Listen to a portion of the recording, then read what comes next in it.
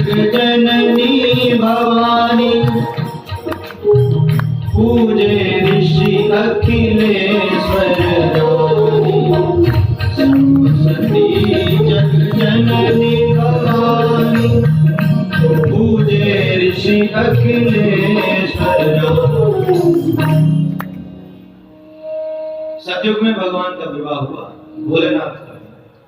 पहले तो स्वयं उपदेश देते रहे, भक्ति की कथाएं सुनाते रहे माता को, पर जब लगा कि अब हमारी बातें थोड़ी कम होने वाली हैं या इनको कम समझ में आएंगी, हम क्यों आते हैं संतों के पास। एक हमारे मित्र हैं, वो कहते हैं हमारा रिचार्ज खत्म हो जाता है, हम रिचार्ज करवाने जाते हैं, चार्ज हो जाए दोबारा से। गुरुदेव की कृपा ऐसी हमारे ऊपर दृष्टि पड़े कि जो अब तक हम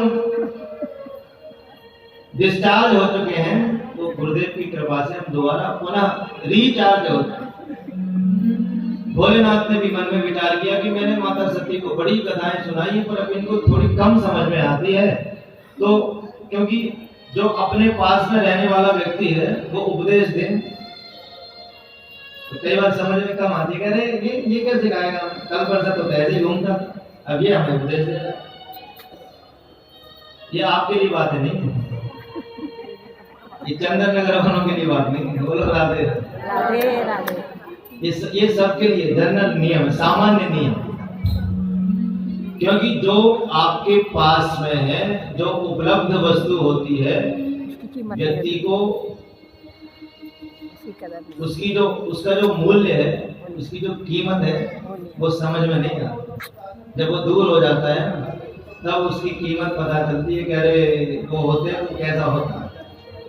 अब हम आश्रम नहीं जा रहे तो कई लोगों के फोन आ रहे हैं हमारे पास, महाराज जी आए हुए गुरुदेव भगवान, तो संध्या के समय वहाँ कीर्तन इत्यादि होते हैं, शयन आरती होती है ठाकुर जी की, तो महाराज जी के आशीर्वाद से सेवा हमें मिली हुई है। तो कई माताएं फोन करती हैं, कई लोग फोन करते हैं, महाराज आप नहीं आ रहे तो बिल्कुल आनंद नहीं आ रहा है। हमने कहा आप देखो, आपको तो चल रही है तुम्हें। हम नहीं गए तो कोई नहीं।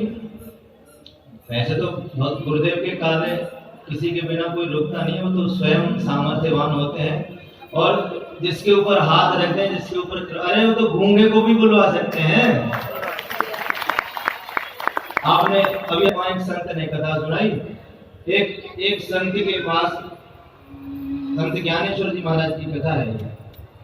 तो एक दीवार पर बैठे थे, दातुन कर रहे थे। एक नए संत थे, उन्होंने तपस्या करके सब जीवों के ऊपर अपना प्रभाव जमा दिया, जिसको चाहते थे अपने वश में कर लेते थे। उन्होंने मन में विचार किया कि चलो आज ज्ञानेश्वर जी के दर्शन करने चलते हैं।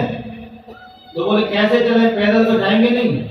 जंगल में एक शेर था, शेर को बुलाया और वो संत शेर पर बैठकर ज्ञानेश्वर जी महाराज के दर्शन करने के लिए जा रहे थे। और ये एकदम पक्कड़ फकीर संत हैं, दीवार पर बैठ के दातुन कर रहे थे। जब इन्होंने दूर से देखा कि ये शेर पर बैठकर मेरे दर्शन करने आ रहा है, तो इन्होंने दीवार को इशारा किया कि चल तू भी चल और हम उससे जाके मिलेंगे। तो महाराज महाराष्ट्र की घटनाएं आनंदी की, जिस दीवार पर बैठे थे वो दीवार चलने लगी, और जो शेर पर सवारी करके आ रहे थे संत, वो समझ गए कि ये बहुत पहुंचे हुए संत हैं, महापुरुष हैं। मैं तो एक जो सजीव है, जिसके अंदर आत्मा है, खान पीन सब जिसका होता है, उसको अपने वश में कर सकता हूँ, और ये तो निर्जीव को, दीवार को भी जो अपने वश में करे तो कितना बड़ा महापुरुष होगा। तो गुरुदेव जिसके ऊपर अपना कृपा का, करुणा का हाथ रख दें, वो गूंगा भी बोल सकता है। मूकम करोति वाचालम पंगुम लंघयते गिरिम यत् कृपातम हम वंदे परमानंद माधवम। लंगड़ा भी न जाने कितने ऊंचे शिखर पर चढ़ जाता है गुरुदेव भगवान के आशीर्वाद से। तो माता सती ने सोचा कि अब ये बहुत दिन से हमें उपदेश दे रहे हैं, इनका क्या उपदेश सुने।